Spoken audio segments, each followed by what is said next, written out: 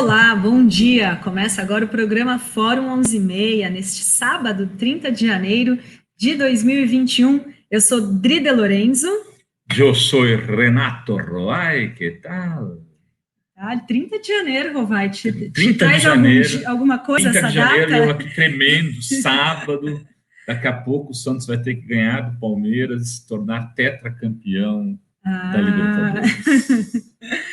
Pois é, e então já, daqui a pouco vai ter um jogo aí, né? Pois é. Ainda bem que vai ser a entrevista que é gravada, vai acontecer antes do jogo, porque imaginou eu falando que o Santos é campeão e o Santos sendo perdido, mas não vai acontecer isso. Não existe esse risco. Seguimos. Vou aqui. Vou ficar na aposta do Atushi, né, que diz que isso é 4-1 para o Santos. Vai ter otimismo assim lá longe. Ele que nem torce para nada. Mas, enfim. Vamos ver. Na segunda a gente comenta os resultados. Pois é. Mas, como todos os sábados, a gente tem aqui o prazer de trazer sempre uma grande entrevista. E hoje a gente vai conversar com Bruno Paes Manso, que é jornalista, autor de A Guerra, a Ascensão do PCC e o Mundo do Crime no Brasil, da Todavia, e em coautoria com a Camila Nunes Dias, é jornalista, pesquisador do Núcleo de Estudos da Violência da USP e está lançando esta obra, A República das Milícias, dos Esquadrões da Morte, a Era Bolsonaro. Camila que foi nossa professora, né? Foi verdade. Minha no doutorado e tua no mestrado. Exatamente, na Universidade Federal do ABC. Mas Exatamente. vamos subir aqui na nossa jangadinha o Bruno. Já começar. Tudo bem, Bruno? Você não é palmeirense, aí, não, né? Cara, corintiano, solidário ao Santos, vou secar o Palmeiras. A gente está com muitos torcedores assim de segundo time no momento.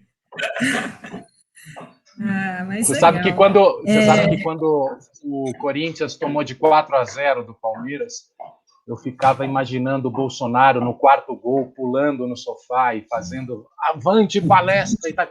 Olha, eu sei que tem vários palmeirenses que não apoiam o presidente, mas o fato dele ser palmeirense já atrapalha ainda mais, né? A gente seca com mais gosto. Pois é, o pior é que ele ficou nesses últimos tempos, ele veio para cá, para o litoral paulista, foi mergulhar na Praia Grande, e aí ele ficou uma semana usando a camisa do Santos para dar azar, que aquele é meio esquema Rolling Stones, assim, sabe? Certo, Jagger, vou zarar com... Espero que agora ele volte a pôr a camisa do Palmeiras rapidamente para a gente não ter esse pé frio aí nos acompanhando nessa trajetória. Mas, Bruno, vamos lá.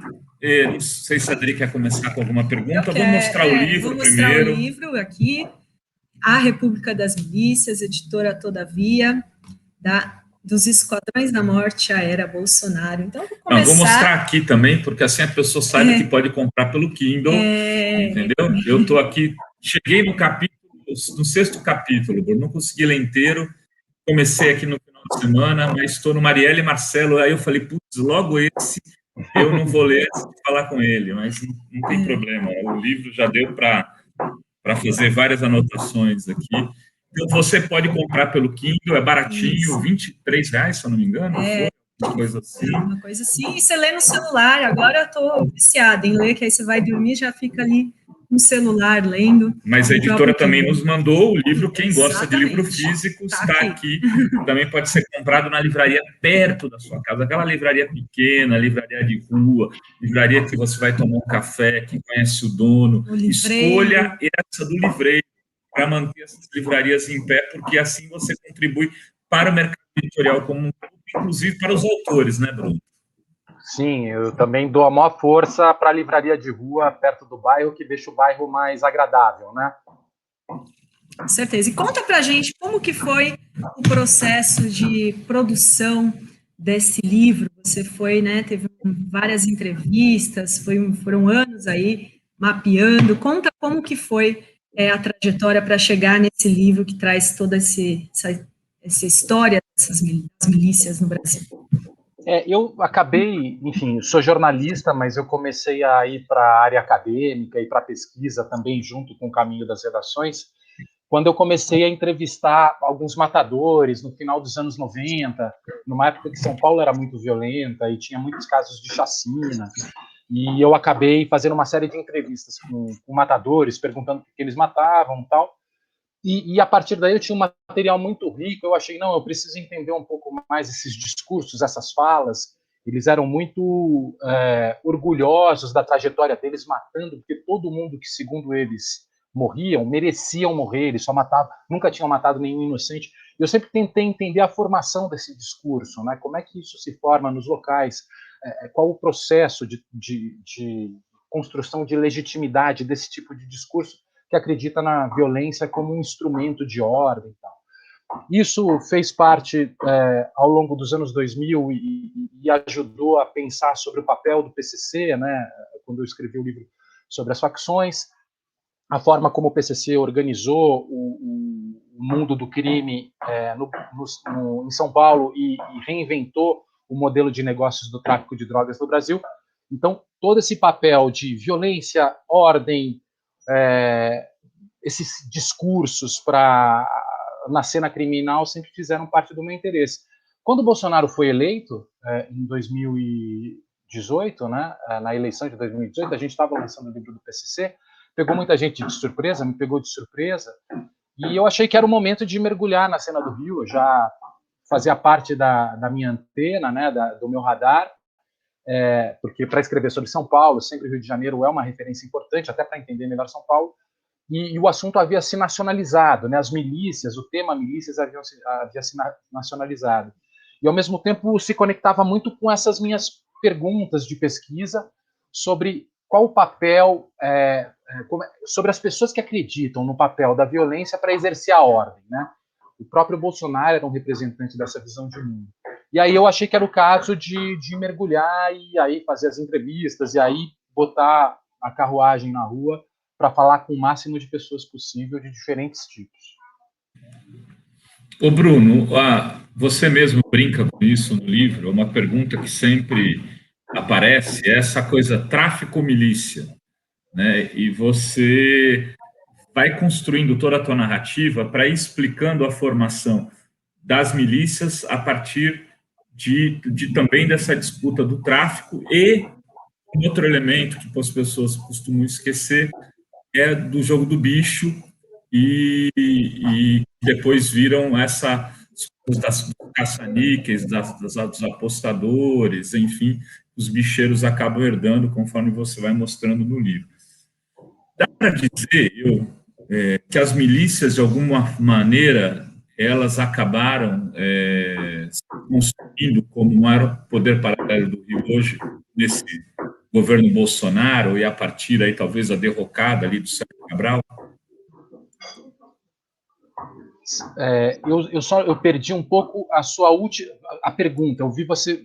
O que você perguntou? O que eu quero dizer, se dá para dizer que depois do governo Sérgio Cabral e da crise das UPPs, quando ele combate fortemente o tráfico, ou o Comando Vermelho em especial, como você disse, as milícias ganharam outro protagonismo. Hoje elas são o grande poder paralelo do Rio. Sim, e como dizem alguns pesquisadores, não há nenhum poder paralelo, elas estão infiltradas no poder, né? Elas nunca estiveram tão forte. E, na verdade, as milícias se fortalecem quando as instituições democráticas se fragilizam.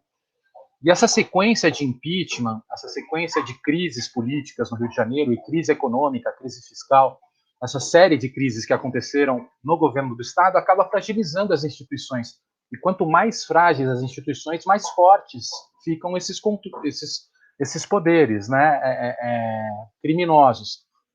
Então, eu acho que sim, sem dúvida, essa sucessiva série de problemas que começam com o Sérgio Cabral, mas que vem numa sucessiva onda de outras prisões de outros governadores, o próprio impeachment do Witzel,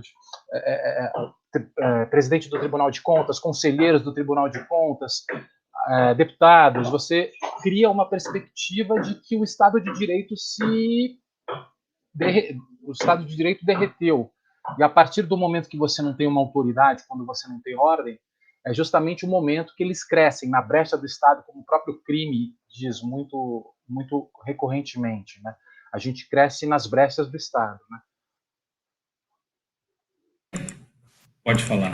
Eu queria, você fala muito dessa ligação, né, do poder político, né, do como eles se associam a essas organizações. E você falou um pouco do Bolsonaro, né, em 2018 motivou, inclusive, a escrever. Para a gente, dá para mapear qual que é a relação, de fato, com o Bolsonaro, com a família Bolsonaro e a milícia no Rio de Janeiro?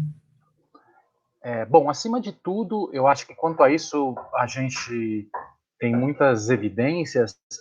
Existe uma ligação ideológica muito forte, né? Existe uma afinidade na forma de enxergar o mundo do Bolsonaro e das milícias e por isso, ao longo de décadas da carreira dele como parlamentar, ele fez apologia à violência paramilitar, falando como se uma guerra ou crime, independente se o policial é covarde ou não, ao matar ou está fazendo justiça com as próprias mãos, matando o suspeito, ele aplaudia, né? Como se dessa forma, usando a violência paramilitar, fosse possível construir uma sociedade mais justa, né? Então essa visão e essa afinidade, essa forma de enxergar o mundo e a realidade carioca como uma guerra faz parte da visão de ambos os Bolsonaro e milícias. Da mesma maneira, né, os dois grupos eles têm uma afinidade pelo fato de não acreditarem no Estado de Direito como uma forma de controle de suas próprias atividades, né? Então, a Constituição de 1988 do Bolsonaro, ou as leis, no caso das milícias, ajudam a defender os bandidos, são contra policiais e tudo mais. Então, são antilegalistas, né? Eles fazem apologia aberta à violência paramilitar. Agora, do ponto de vista dos negócios mais práticos, né? O que a gente tem visto aí pelas apurações, e me parece que isso é o mais claro e tem se mostrado mais evidente, é que a forma da família Bolsonaro ganhar dinheiro é, sobretudo, pela rachadinha, né? Pelo esquema de pegar a verba do gabinete, assumir esse valor, pegar todo esse valor, e a partir de uma série de engenharia de funcionários fantasmas e tudo mais. No caso da ligação direta com as milícias, quem teve mais forte foram seus funcionários, como o caso do Fabrício Queiroz, e principalmente uma pessoa muito próxima da família, que é o Adriano Magalhães da Nóbrega. O Fabrício Queiroz, sim, foi uma figura importante na Polícia Militar. Quer dizer, não foi importante, se tornou importante por ser amigo do presidente depois de anos, mas era mais um entre tantos outros policiais no 18º Batalhão de Jacarepaguá. Esse batalhão foi justamente o local por onde se espraiaram o modelo de negócio miliciano, com a ajuda de muitos policiais e comandos desse 18º Batalhão. O Fabrício fazia parte desse grupo.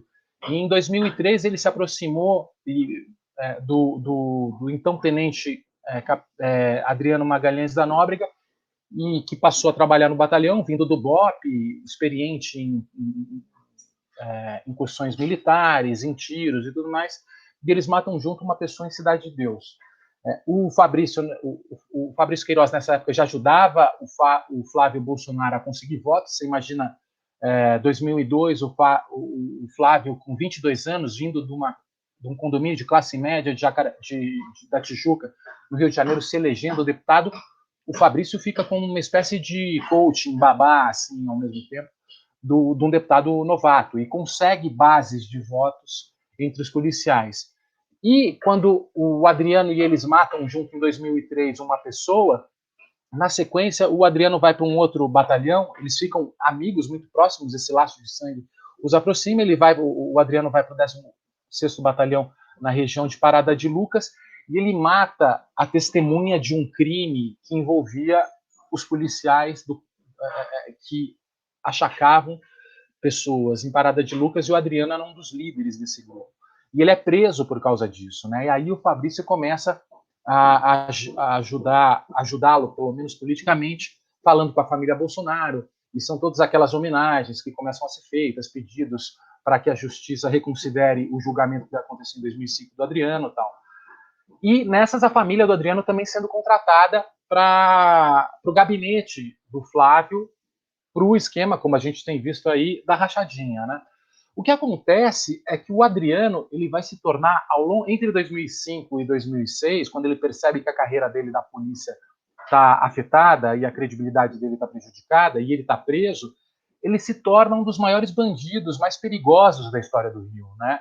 Além de criar escritórios de matadores profissionais para matar para o jogo do bicho, ele tem sociedades em vendas de terrenos em áreas protegidas ambientalmente, produção de prédios em Muzema e Rio das Pedras, incluindo aqueles que caíram e mataram dezenas de pessoas, sociedades em jogo do bicho, tem sócios ligados a grandes traficantes no Rio de Janeiro, e mesmo assim a família Bolsonaro continua próxima dele, tanto que em 2006 o gabinete do Flávio contrata a mãe do Adriano, né? Então, esse núcleo duro do escritório da família é que sim, tem todos os vínculos e não falta batom na cueca para a gente ver que isso é concreto, né? E, Bruno, você conta essa história do Adriano, você conta inclusive um discurso no livro que o Bolsonaro fez, onde ele chama a atenção da juíza Denise Frossard, tenta convencê-la de que é preciso fazer alguma coisa, fala do julgamento do Adriano, como espetaculariza, faz uma crítica ao comandante que foi lá condenar o Adriano, enfim. O Bolsonaro tinha uma relação muito mais próxima do que a mídia, por exemplo, deixou transparecer nesse percurso final do Adriano. Muita matéria foi dada, mas parece que a coisa não foi levada nos devidos lugares. Essa morte do Adriano, aí estamos fazendo uma pergunta para fora do livro, né? Você também cita no livro lá o depoimento do Cata Preta, que foi advogado do fim de vida dele, onde ele fala que eles vão me matar. Você deixa isso ali como uma declaração do advogado, mas quem seria...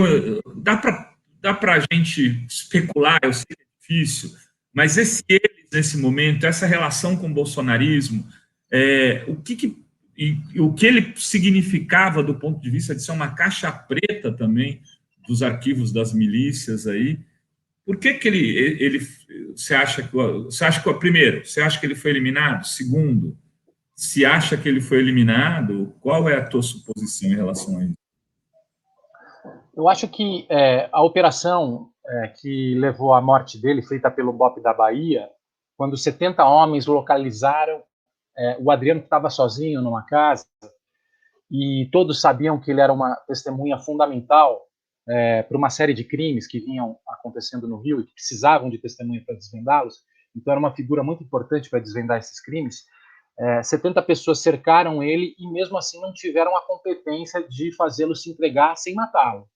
Então, óbvio que você dá o salto para acusar e dizer que foi uma execução, é um salto que eu não consigo dar por falta de indícios e provas, né? Agora, há elementos que deveriam levar uma investigação nesse sentido, né, Bruno? Sim, e está havendo uma investigação e não resta dúvida do tamanho da incompetência do batalhão que matou o Adriano.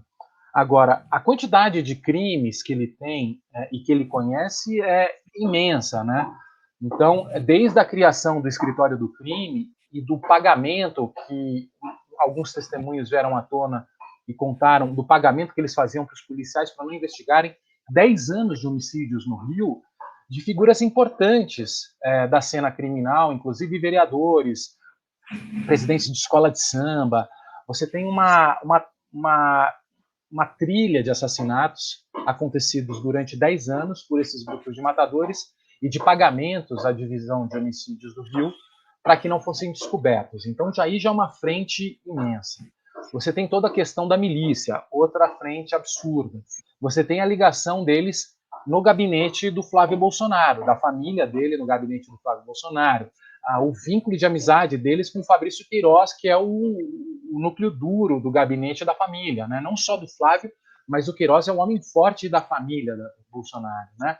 E, além disso, você tem alguns outros casos importantes. O próprio homicídio da Marielle, e do Anderson, que aconteceu em março, e existem uma série de indícios que apontam para o Rony Lessa e para o Elcio Queiroz como os autores do disparo. A gente ainda não sabe quem mandou matar, mas esse homicídio ele aconteceu no mesmo dia que a morte de um miliciano da região lá da região da Zona Oeste, no entorno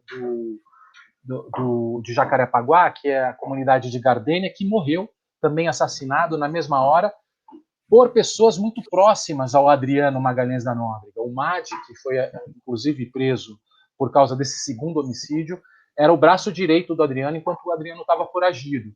E existe a suspeita que os dois crimes aconteceram na hora por combinação dos dois grupos, que eram o Adriano e o Rony se conheciam e eram relativamente próximos. Historicamente, tinha uma série de vínculos aí.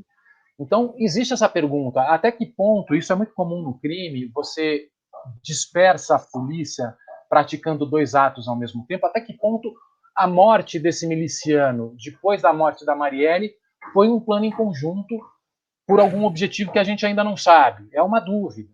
Então, assim, são vários crimes nas costas que poderiam ser desvendados se ele dispusesse a falar, apesar de que eu acho bem possível que ele levasse para o túmulo mesmo, porque você tem esse código de honra mafioso de que a vendetta é certa e quando você abre a boca, né? Então, você vê o próprio Rony Lessa e o Elcio Queiroz estão calados, o próprio Fabrício Queiroz também é sempre muito discreto e não abre a boca sobre nada, né? Mas para a gente pensar em uma relação da morte da Marielle com a milícia, né? A gente é um pouco para a gente dizer que tem essa relação, mas eles não imaginavam que iam virar a morte, você até coloca, né, no livro, que ia ganhar essa repercussão tão grande, né, a morte da Marielle, esse movimento, essa mobilização toda. Depois de 1000 dias, né, sem saber, mais de 1000 dias, sem saber quem mandou matar, dá para dizer, pelo menos, a milícia tem alguma relação? Sim, o crime está todo ligado a essa rede de milicianos, né? O próprio Rony Lessa e o Elcio Queiroz. O Rony Lessa era ligado e, segundo as investigações têm apontado, era muito amigo do Cristiano Girão, que é um miliciano também da região de Gardênia, que tinha sido preso, estava no presídio federal, e a suspeita é que o Rony Lessa cuidava dos negócios dele, era braço direito dele, do lado de fora, enquanto ele estava preso. O Rony Lessa também era ligado ao Rogério de Andrade, tinha sido segurança e matador do Rogério de Andrade, que é um bicheiro, sobrinho do Castor de Andrade, muito importante. O próprio Adriano Magalhães da Nóbrega, apesar do porte dele ser a construção desse escritório de matadores, né, ele atuava em diferentes frentes, né, atuava em Muzema, atuava com o jogo, tinha ligação com os bicheiros. Então, é esse núcleo de criminosos no Rio que hoje em dia se tornou horizontal e dialoga entre si, né? O próprio tráfico de drogas hoje é organizado pela milícia. Agora, eu concordo com você que as pessoas não imaginavam que a morte da Marielle teria essa repercussão mundial que teve e o nome dela virasse uma referência mundial na luta pelos direitos humanos e contra as injustiças, tudo isso. Mas eu acho que eles tinham a ideia de causar um fato político. Eu imagino que o fato deles matarem uma liderança um mês depois da intervenção militar, quando toda a imprensa estava voltada para o Rio de Janeiro, olhando para o Rio de Janeiro, e os militares estavam voltados para a segurança pública, você matar uma liderança, você sabia que você ia, no mínimo, desmoralizar a liderança militar que estava à frente da intervenção naquele momento. Então, eu acho que a hipótese de ter tido uma motivação política para humilhar os militares que estavam na intervenção, acho que faz parte, eu acho que é interessante, é uma hipótese que me parece fazer sentido, também que não foi muito investigada, mas eu acho que essa conotação política existe. Falando em conotação política, Falando em conotação política, Bruno, a gente fala muito da relação do Bolsonaro com as milícias, até porque ela é absurdamente gritante. Mas lendo ali o teu livro, fica claro que outros governos que passaram pelo Rio de Janeiro tiveram uma relação também muito próxima com os milicianos e ajudaram ao crescimento do poder das milícias nos territórios. Você lembra, por exemplo, do César Maia, que fazia vários convênios quando prefeito do Rio com grupos milicianos, lembra que o filho dele, o Rodrigo Maia, foi o segundo candidato a deputado, segundo mais votado para deputado federal em Rio das Pedras, e aí você pode aproveitar para falar um pouco de Rio das Pedras, se você quiser, porque é onde começa todo esse laboratório. Você lembra do Cabral também, nessa coisa do combate ao crime organizado no Rio, quando ele faz todos os enfrentamentos, ele escolhe as favelas que são os territórios que estão o Comando Vermelho, não ocupa nenhum território onde tem miliciano, parece que tem um acordo tácito ali. E o Bolsonaro como herdeiro disso. Enfim, eu queria que você falasse desses outros personagens da política também que se relacionaram com os milicianos e que ganharam votos e que construíram carreiras políticas. Enfim, isso, aliás, já é muito antigo, né? Desde o Tenório Cavalcanti que a gente tenha essas coisas vivendo esse misto de política com crime no Rio de Janeiro. Talvez até antes dele. É interessante, porque de fato é histórico, né? E não só no Rio, mas fez parte nos anos 60, 70, quando as cidades começaram a crescer ordenadamente, muita gente vindo das zonas rurais, morar nas cidades, e os moradores das cidades assustados, nos anos 60, 70, imaginava-se, dentro da polícia despreparada para essa realidade que aparecia, acreditava que a violência e o extermínio podia ser uma forma de estabelecer a ordem, né, nesses lugares. Os esquadrões da morte surgiram aí, em São Paulo surgiram os justiceiros, vieram os grupos de extermínio também, no Rio de Janeiro como em São Paulo, e isso fez parte do começo do processo de urbanização. Nos anos 80 e 90, com a chegada do tráfico de drogas por essas bandas aqui, principalmente depois que o cartel de Cali e Medellín começam a exportar e São Paulo e Rio viram um corredor, a cena se transforma, né? E no caso do Rio de Janeiro tem uma característica importante, é que o varejo da droga lá, ele depende do controle territorial das comunidades para que os traficantes usem aqueles territórios como mercado, né? E são tiranos, né? Que compram armas, tal, e estabelecem a lei à base da força, mas controlando o território.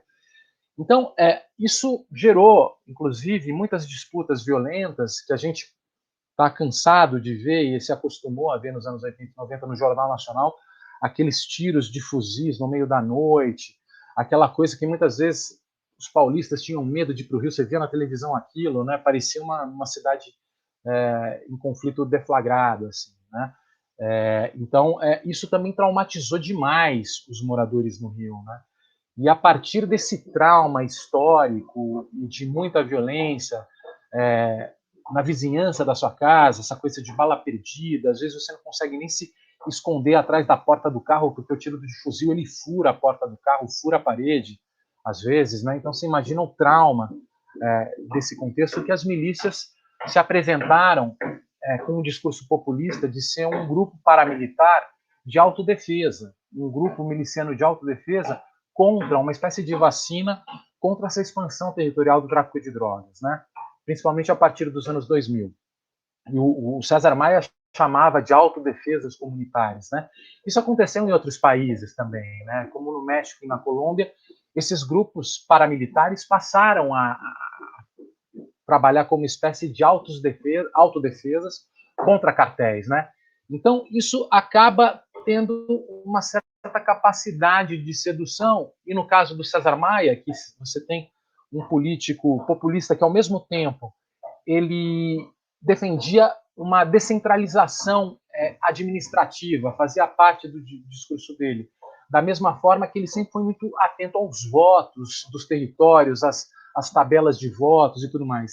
E Rio das Pedras era justamente esse núcleo que se autogeria, historicamente criado em 1960, com lideranças muito fortes, uma associação de bairro muito forte que tocava a vida da cidade e que já tinha produzido lideranças. O Naldinho do Rio das Pedras vai ser escolhido subprefeito de Rio das Pedras no governo César Maia, né? E que conseguia voto para eles, né? E, ao mesmo tempo, com esse discurso de, olha, pelo menos aqui o tráfico de drogas não chega, aqui a gente não permite o uso de drogas e tudo mais. E isso, para um político populista, acabava sendo interessante, né? Até o momento que vai ser um divisor de águas importante, que surge a CPI das milícias em 2008, presidida pelo Marcelo Freixo, depois que dois jornalistas e um motorista são torturados na favela de do Batã, né? Isso escandaliza a sociedade, já tinha uma série de mortes acontecendo em Campo Grande, Santa Cruz, região da Zona Oeste, Rio das Pedras, em torno das vans e tal, mas essa tortura, ela torna o assunto milícia de interesse nacional, estadual, e se consegue colocar esse carimbo nas milícias de uma quadrilha, uma facção a mais nesse já violento cenário do Rio. Mas enquanto isso não veio a público dessa forma, eles tinham esse discurso de autodefesas comunitárias, muita gente engolia esse tipo de autoridade, né? E as próprias comunidades, né? Se fala também como eles se associam com as próprias associações comunitárias para exercer esse poder. Eles tomam, no caso do Rio das Pedras, por exemplo, essas associações de bairro, elas também tinham o papel de gerenciar a distribuição de terras, de lotes, e venda de lotes. E aí aparece mais um personagem, né, que é o Moreira Franco, né? Que você lembra que ele entregou Areal para as pessoas construírem suas próprias casas sem nenhum tipo de planejamento, né? Exatamente. E você imagina o poder que eles começam a acumular, né? Tendo essa possibilidade de definir quem vai morar em que lugar, cobrar, inclusive, e tudo mais. E, ao mesmo tempo, eles vão organizando a segurança local, o que pode, o que não pode, se tornam autoridades.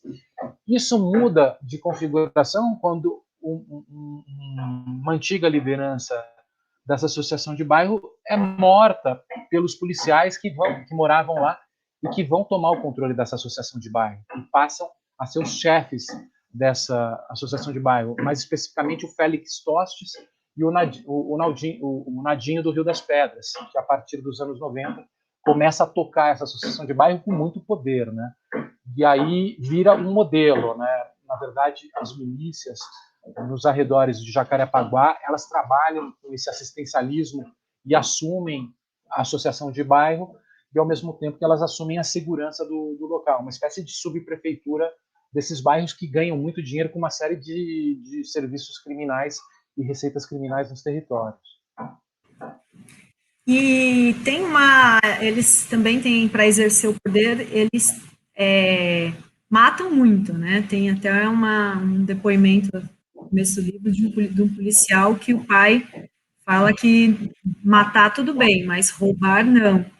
Como que é essa questão de exercer também esse poder com homicídios, né, com assassinatos? E aí eu vou juntar uma pergunta aí para você, Bruno, que é com tudo isso que a Adri está falando, de alguma maneira tudo isso é revelado na CPI, presidida pelo Marcelo Freixo, que, aliás, é um entusiasta do teu livro, conversou com a gente e tal, deu uma entrevista recente aqui, citou o República das Milícias, muita coisa apareceu ali.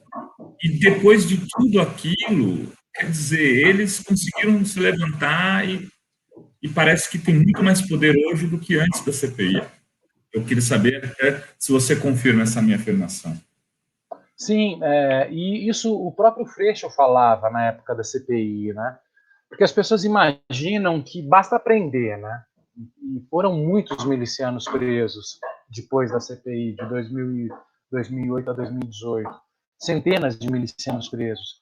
Só que não adianta nada você prender quando a fonte do lucro continua intacta.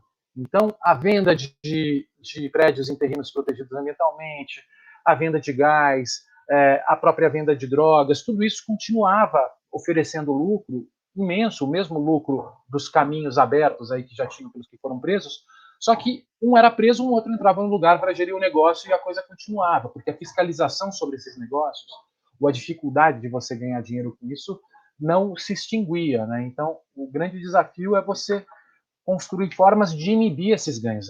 A própria questão da droga é muito parecida no livro do PCC. Eu e a Camila, a gente discute isso, né? Do que adianta você prender e travar essa guerra às drogas ao longo de anos, se o tráfico de drogas, por ser ilegal, continua muito lucrativo e atraindo as pessoas para se arriscarem nesse setor. Não adianta nada. Então, você precisa, muitas vezes, regulamentar e colocar o Estado para estabelecer uma ordem nesse comércio, nesse mercado, até para diminuir os lucros, senão você vai ficar enxugando gelo, né? Então, de fato, você tem razão. As coisas foram crescendo, alguns grupos foram presos, mas eles foram se reinventando e atraindo mais pessoas, e o modelo de negócio continuou muito forte, muito vigoroso, e com novas possibilidades. Então, entrou o cigarro, entrou o kit churrasco, aí a criatividade do criminoso vai longe, né? E o próprio tráfico de drogas começou a ser negociado nos territórios controlados pela milícia, principalmente na antiga Liga da Justiça, com alguns novos milicianos que entraram. Agora, pensando numa saída, né, para toda essa situação, você falou da guerra às drogas, né, seria uma forma de realmente o Estado, né, controlar esse mercado, e o que mais que poderia ser feito para conseguir retomar o poder, o Estado entrar nesses territórios que agora, né, são totalmente controlados, principalmente no Rio de Janeiro? Quais são as saídas, você que é estudioso dessa temática? Eu acho que, num primeiro momento, é necessário, acima de tudo, assumir a gravidade do problema, né? Porque, por mais grave, por mais comprometida que esteja a estrutura do Estado, muitas vezes parece que está tudo normal, né? Está tudo tranquilo, você tem um governador empichado, assume outro, e eles agem como se não houvesse necessidade de grandes reformas. E talvez esse livro, Jornalismo, a Pesquisa, outros livros e outras pesquisas que mostrem essa realidade, ajudem pelo menos a mostrar, olha, o problema é profundo, o buraco é enorme e a gente precisa enfrentar isso. E eu acho, aí no caso, eu concordo muito com o que o Marcelo Freixo vem falando. Não adianta o Freixo, por exemplo, que é um cara que historicamente milita e luta contra esse problema das milícias, né? Mas não adianta o Freixo sozinho fazer isso, porque a força é muito grande. É necessário construir um consenso de pessoas comprometidas com a democracia que falem, vamos reformar essa polícia, porque a coisa saiu do controle, vamos reformar as instituições do Rio de Janeiro. Então, é necessária a construção de um consenso no Rio de Janeiro para enfrentar um problema muito pesado, muito cabeludo.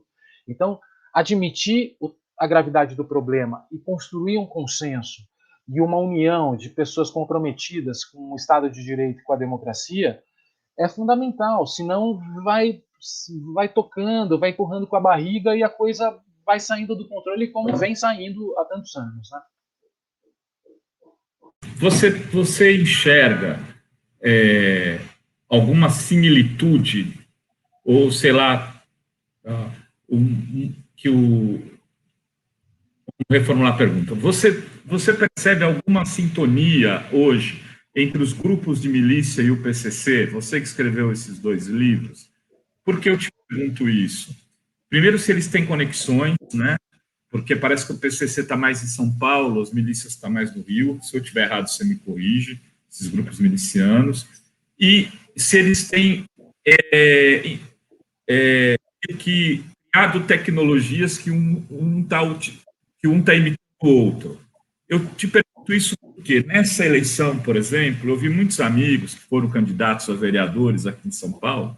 São Paulo, quando eu estou falando, São Paulo não só capital, em cidades da Grande São Paulo, aqui na Baixada Santista, que diziam o seguinte, que eles tinham que negociar com o PCC em algum momento para poder entrar em alguns territórios.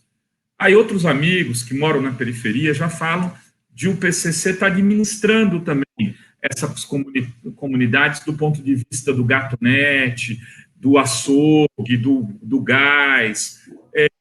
Você acha que o PCC está se miliciando e as milícias estão se PCCzando? Tem alguma possibilidade de acontecer? Sim, eu acho que sim. Apesar dessa diferença muito grande do controle territorial no Rio de Janeiro ser de uma outra dimensão. Inclusive, faz parte desse controle territorial uma grande quantidade de fuzis, que é um drama do Rio de Janeiro. O poder político das comunidades, lá você mede pela quantidade de fuzis. Tal comunidade tem 400 fuzis, tal tem 200, tal tem 50, tal tem 150. Isso não existe em São Paulo ainda. Isso é uma vantagem enorme, né? O PCC ainda é fortíssimo no tráfico de drogas e no atacado do tráfico de drogas. Então, essa relação de distribuição, eles vendem, independente da bandeira da facção nos territórios. Então, se alguém do Rio quer comprar e é do terceiro comando puro, ou é da milícia, ou é do comando vermelho, o que interessa é que eles comprem para o PCC. Da mesma forma que nos outros estados, eles são atacadistas e quanto mais varejistas comprando, mais eles ganham. Agora, ao mesmo tempo, esse modelo de negócio, essas boas ideias criminosas, elas se espalham, né? E rapidamente elas surgem como uma possibilidade, venda de gás, gatunete e tudo mais. Qual me parece que é o grande objetivo dos dois, uma coisa que o PCC já está mais avançado aqui em São Paulo? O PCC conseguiu ser o governo do crime. Como hoje em dia você tem uma informalidade e uma ilegalidade muito grande fazendo parte do nosso PIB, né? Você tem muito da nossa riqueza, do nosso produto interno bruto, sendo produzido de forma ilegal ou informal. E os estados e as instituições sempre se preocuparam muito com quem tem carteira assinada, com a formalidade, com o mundo formal. E esse mundo informal e ilegal ficou desgovernado e muito conflituoso, era muito violento, como acontecia aqui em São Paulo nos anos 90. O PCC soube ser o governo desse universo, né? Muito lucrativo, estabelecer regras, protocolos, prazos e profissionalizar essa cena, né? E ser uma espécie de Estado do mundo do crime.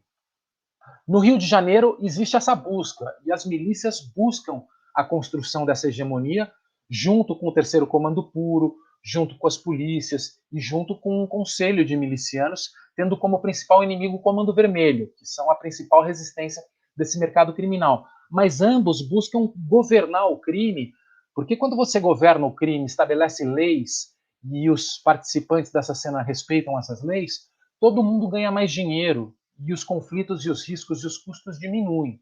Então, o objetivo de levar ordem no crime é um objetivo em comum desses dois grupos.